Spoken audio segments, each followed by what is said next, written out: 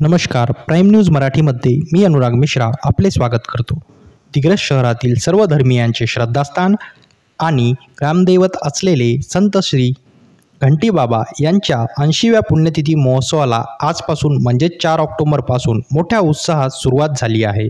हा महोत्सव 16 ऑक्टोबर 2025 पर्यंत विविध धार्मिक, सांस्कृतिक आणि सामाजिक कार्यक्रमासह पार पडणार आहे। दरवर्षीप्रमाणे यंदाही घंटीबाबा यात्रा मोठ्या भक्तिभावाने पार पडणार असून यात्रेबाबत जनतेमध्ये निर्माण झालेले संभ्रमण दूर करण्यासाठी संस्थेच्या वतीने प्रदीप मेहता यांनी पत्रकार परिषद घेतली। त्यांनी स्पष्ट केले की यात्रेत नेहमीप्रमाणेच घंटीबाबा मंदिरापासून वाल्मिकनगर ते लाठीवाला पेट्रोल पंप या पारंपरिक मार्गानेच दुकाने सजणार आहेत।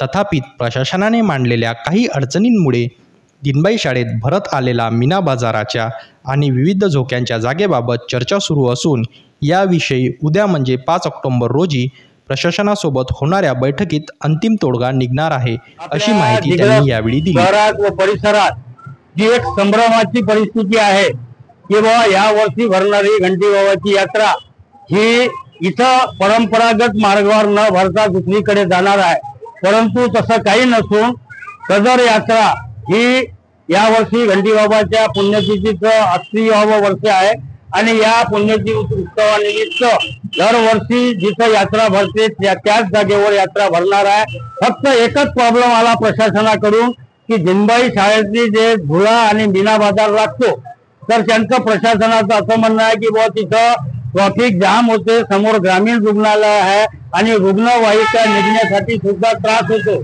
यामुळे सदर जागेऐवजी बुवा पर्यायी जागा जर कोणती असेल तर त्यांनी 2-3 जागा प्रस्तावित केलेल्या आहे। मोक्षधामची बाजूचं एक पटांगण आहे, त्याच्याशिवाय शेखर पाटील यांचं जीन आहे, वालगी लद्दाचं जीन आहे, तर ते तिथं जाण्यात आमची काही अडचण नाही, परंतु कच्ची चौकापासून तर लाठीवाला पेट्रोल पंपापर्यंत दरवर्षी जी परंपरागत यात्रा भरते ती या वर्षीही त्याच पद्धतीने भरणार। फक्त संभ्रम एका जागेचा आहे, तो संभ्रम उद्या बहुधा प्रशासनासोबत जो संवाद ठेवलेला आहे संस्थांचा, त्या संवाद सभेमध्ये उद्याच्या प्रस्तावावर काय तोडगा निघते हे आपणास कळविण्यात येईल। आणि आपण सर्व पत्रकारांचं श्री घंटीबाबा संस्थांच्या वतीनं स्वागत करतो आणि या 80व्या पुण्यतिथी महोत्सवाचे सर्व कार्यक्रमाला आपण आवर्जून उपस्थित राहावं आणि जास्तीत जास्त महाराष्ट्राच्या कानाकोपऱ्यापर्यंत आपल्या माध्यमातून ही कार्यक्रम लोकांपर्यंत पोहोचावी अशी अपेक्षा व्यक्त करतो आणि आपल्या शब्दांना पूर्णविराम देतो। जय घंटीबाबा।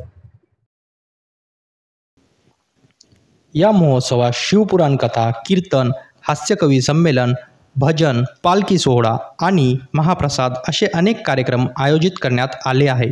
16 ऑक्टोबर रोजी महोत्सवाचा समारोप महाप्रसादाने होणार आहे। आपल्या परिसरातील अशाच नवनवीन बातम्यांचे अपडेट्स मिळवण्यासाठी प्राईम न्यूज मराठीला सबस्क्राईब करा। नवा विचार, नवा दृष्टिकोन, अर्थातच प्राईम न्यूज मराठी।